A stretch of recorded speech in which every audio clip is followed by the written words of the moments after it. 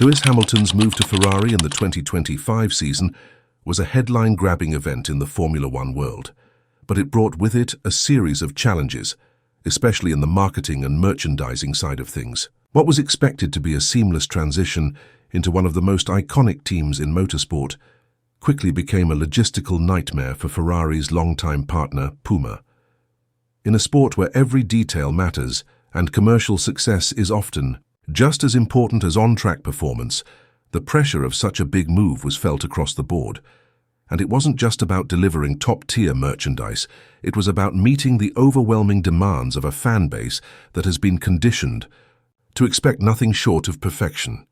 The chaos that ensued in the wake of Hamilton's arrival paints a picture of the immense pressure that even the most established brands can face when trying to keep up with the commercial juggernaut that is Lewis Hamilton Puma. Ferrari's long-standing apparel partner for over 2 decades, quickly found itself drowning in an avalanche of requests and demand after Hamilton's signing. When Hamilton posed in front of Enzo Ferrari's home on his first official day at Ferrari, the world took notice. The image instantly went viral, breaking records and earning over 5.7 million likes on Instagram. It was more than just a picture. It was a signal to the world that Hamilton was now part of Ferrari, and with that came an unprecedented surge in global demand for Ferrari-related merchandise. The demand was astronomical, and the Puma inventory systems simply weren't prepared for it. Within minutes of the announcement, the brand's visibility on social media soared. Fan activity across digital platforms surged, with record-breaking spikes in Ferrari's social media accounts, followership, and engagement. For an organization like Ferrari, which has always had a significant brand presence, this kind of shift was both a blessing and a curse. While they had expected some increase in interest, the scale of it was far beyond anything they had anticipated. The marketing teams were quickly overwhelmed by the sudden massive increase in global demand, and before long, Puma was caught scrambling to keep up with the overwhelming number of requests and orders. The speed at which Hamilton's presence transformed Ferrari's commercial momentum was staggering. It wasn't just about the Ferrari faithful anymore.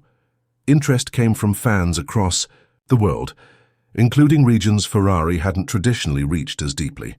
The digital campaigns now needed to cater to a much broader global audience. Fans in the United States and Asia were driving interest just as much as those in Italy or the United Kingdom.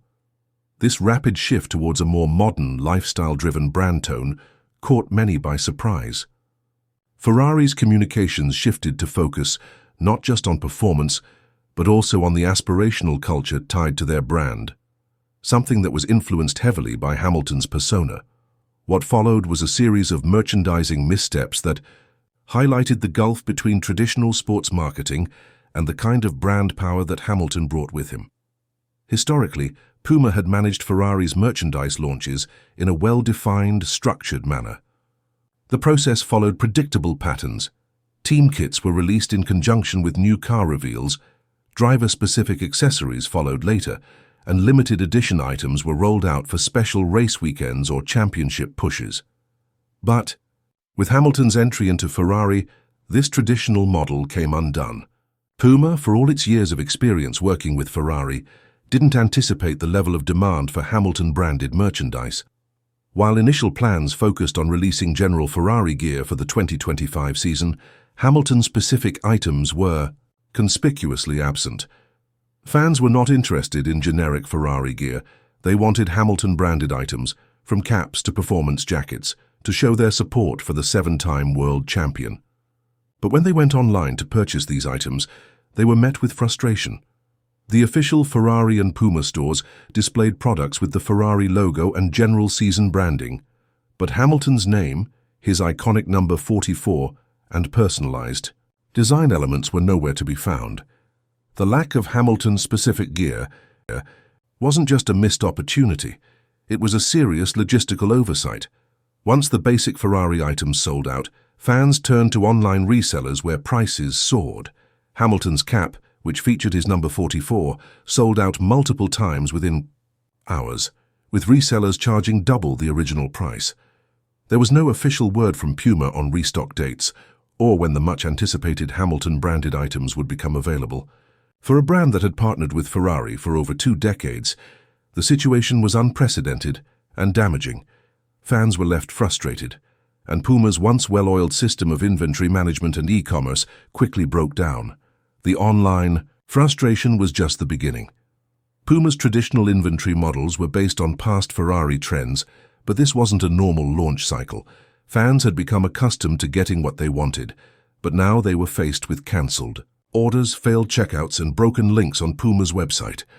The entire process felt uncoordinated and out of sync with the expectations set by the hype around Hamilton's move. The resellers, quick to capitalize on the shortage, further inflated the demand for Hamilton-branded merchandise.